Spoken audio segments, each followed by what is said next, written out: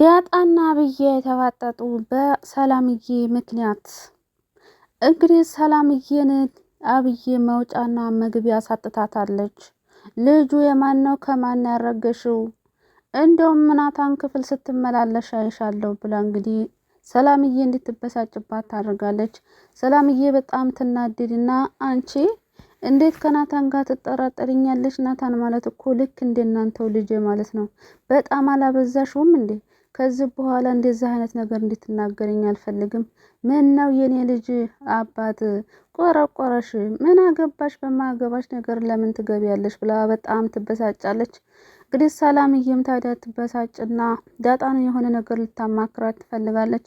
እሱም ታዲያ ኧረ እንደው ዳጣዬ እባክሽ አብዬ መውጫ መግቢያ ሳጣችኝ እንደ ውሸት በአባት የሚሆን ፈልጊልኝ ብላ ስታማክራት፣ አብዬ ግን ተደብቃ እያዳመጠቻቸው ነበረ።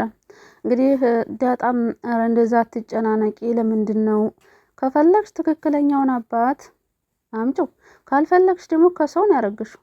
ስለዚህ እሷ ምን አገባት?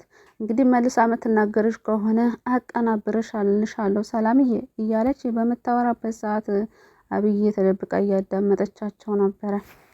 ከዛም በኋላ እንግዲህ ዳጣ ከቤት በወጣችበት ሰዓት አብዬ ተከትላት ትሄድና ትሰሚያለሽ፣ ይቺ ልጅ ጋር ምንድን ነው ግንኙነትሽ? ከሰላምዬ ጋር ምንድን ነው ግንኙነትሽ?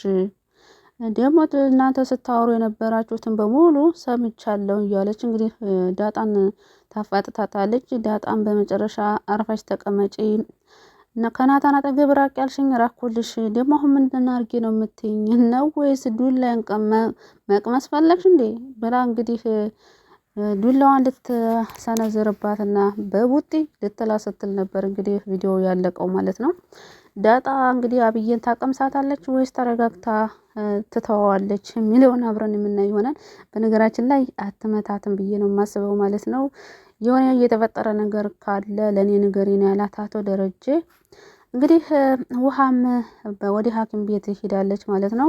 ውሃ ሐኪም ቤት ገብታለች። እንግዲህ ምን እንደበላች ምን እንደጠጣች በማይታወቅበት ሁኔታ እንግዲህ ውሃ ሆዴን አመመኝ ብላ እንግዲህ እናቷም በጣም ትደነግጣ መታ ቀጥታ ወደ ሆስፒታል ይዘዋት ሄደዋል ውሃን ማለት ነው። ውሃ እንግዲህ እንደ ስሟ ውሃ ነው። ምንም የምታውቀው ነገር የለም። በጣም ደስ የምትል ልጅ ናት። ጥሩ ልብ ያላት ልጅ ናት ማለት ነው። በጣም ደስ ትላለች። አሁን እንግዲህ ናታን አሁንም በዳጣ ፍቅር ተጎድቷል ልበላችሁ። አቤት ውሃ እንግዲህ በነገራችን ላይ ዳጣ ናታንን ጠበቅ አድርገሻዥ እንግዲህ አረ ከዚህ ልጅ ፍቅር ያዘኝ የሚለው በስተዋል። እባክሽ ዳጣ ነቃ በይ። እንግዲህ ሰላምዬም ስትመክራት ነበር ዳጣን እባክሽ ልጁን አትግፊው፣ እሱ ይወድሻል። እንደዛ አይነት ልጅ መልካም ልጅ በዚህ ዘመን አይገኝም።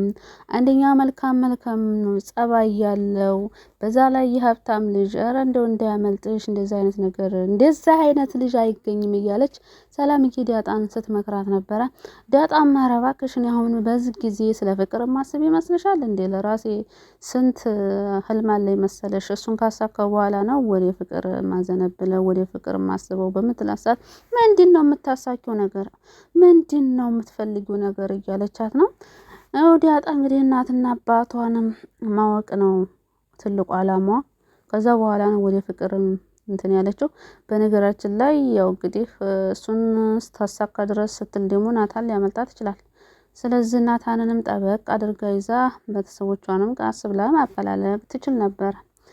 አሁን ታዲያ ዳጣና ውሃ ሳሎን ቁጭ ባሉበት ሰዓት እንግዲህ ናታን ከየት መጣ ሳይባል መቶ አጠገባቸው ቁጭ ይላል። እና ዳጣም ውሃን ሄደሽ ከክፍሌ ቻርጀር አምጪልኝ እያለቻት ነበር። ውሃም እንግዲህ ምንም የምታውቀው ነገር የለም፣ እንዴት ቻርጀሩ እኮ አጭር ስለሆነ እዚህ ድረስ አይመጣልሽም እያለቻት ስትቀልድባት ነበረ። የዛኔ ታዲያ ናታን አተኩሮ እየተመለከታት ነበር በፍቅር ዳጣን ማለት ነው። ዳጣም እንደ አንተ ምንድነው ቡዲያና እንዴ እንደዚህ ተተኩረህ የምትመለከተኝ ብላ ታስደነግጠዋለች። ከዛም በኋላ ኧረ ተይ እኔ እንደሱ አይደለሁም ምን ሆነሽ ነው ይላታል። እኔ የምልህ ያዘህ እንዴ የሚል ጥያቄ ትጠይቀዋለች። ናታንም ፈገግ ብሎ አዎ ይዞኛል ይላታል። እናስለቀቀዋ ትለዋለች። እንግዲህ ውሃም የዋህ ማለት ነው። ምንድን ነው የያዘው የሚል ጥያቄ ስጠይቃት ዳጣም ሳታጣምና ኤሌክትሪክ ነው የያዘው ብላ ስትመልስላት እንዴ ኧረ ኤሌክትሪክ መሻዘው ኤሌክትሪክ ቢይዞ ይሞት የለም እንዴ ብላ ውሃ ትረጭበታለች። ውሃውን ስረጨው እንግዲህ ናታን ደንገጥ ይላል። እንዴ ይሄው አልሞተም ትላለች። ውሃ ማለት ነው። ደስ የምትል ነገር ናት። በነገራችን ላይ አሁን ናታን እንግዲህ በፍቅር በዳጣ ፍቅር የተሰቃየ ይገኛል። ዳጣም አልተረዳችውም። እንዴ ዳጣ ግን የዋህ ናት። እውነት ለመናገር እንዲው ላብዬ ስትልማ በቃ የእሱን ፍቅር ተቀብላ ከሱ ጋር ሆና ነበረ አብዬን ማናደድ ያለባት እንጂ ለሷ ብላ ናታንን መራቅ አልነበረባትም ማለት ነው። እንግዲህ ከሰማች ሰላምዬ መክራት አለች። ሰላምዬ ምርጥ ምክር ነው የመከረቻት። ደስ የምትል ናት። እንግዲህ ሰላም ዳጣና ናታን ባንድ እንዲሆኑ ትፈልጋለች። ናታንንም ትመክረዋለች፣ ዳጣንም ትመክራታለች። በእርግጥ ለናታንም ቃል ገብታለታለች።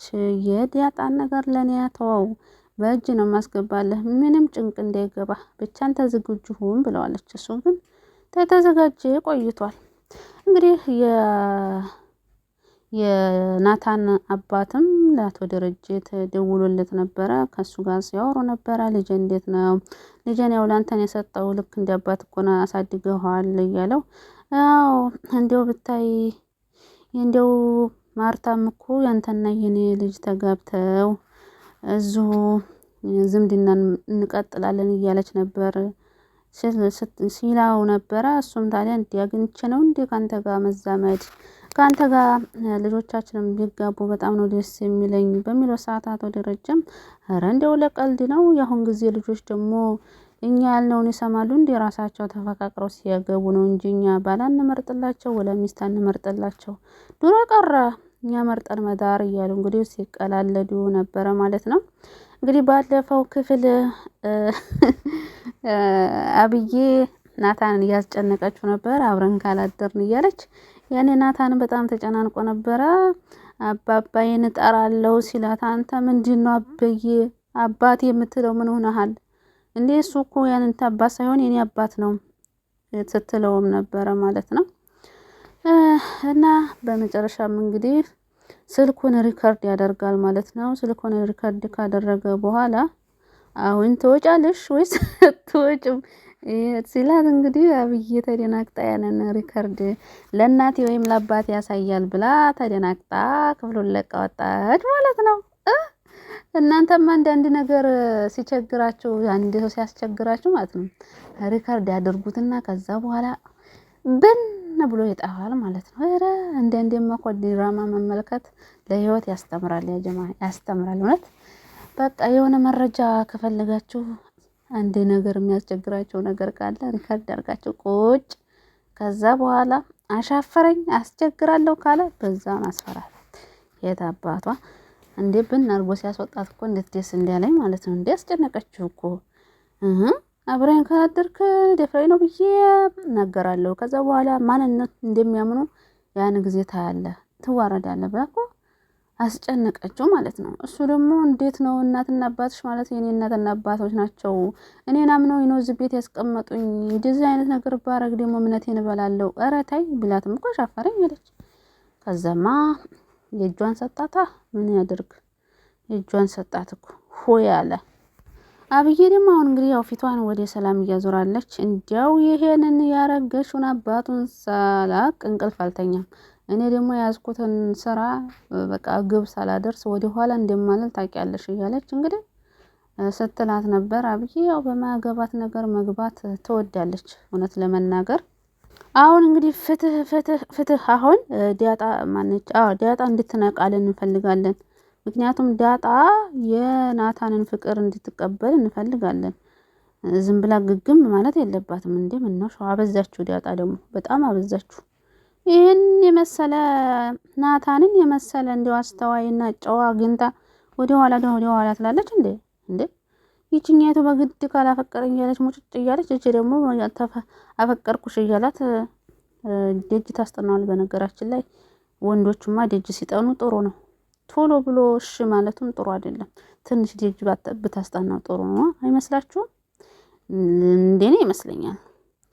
ደጅ ጠንቶ እንደው ደፋቅ ነው ደፋ ቀና ብሎ ሲያገኛት ነው በኋላ የሚንከባከባት እንጂ በአንዴ እሺ ካለችው አሁን ለምሳሌ አብዬ እና ናታን ቢጋቡ ምንም ክብር አይሰጣትም ናታን። ምክንያቱም አንቺ እኮ ነሽ በስንት መከራ ለምነሽ ያገባሽ እያለ እንትን ይልባታል እንጂ ክብር አይሰጣትም ለመናገር ማለት ነው።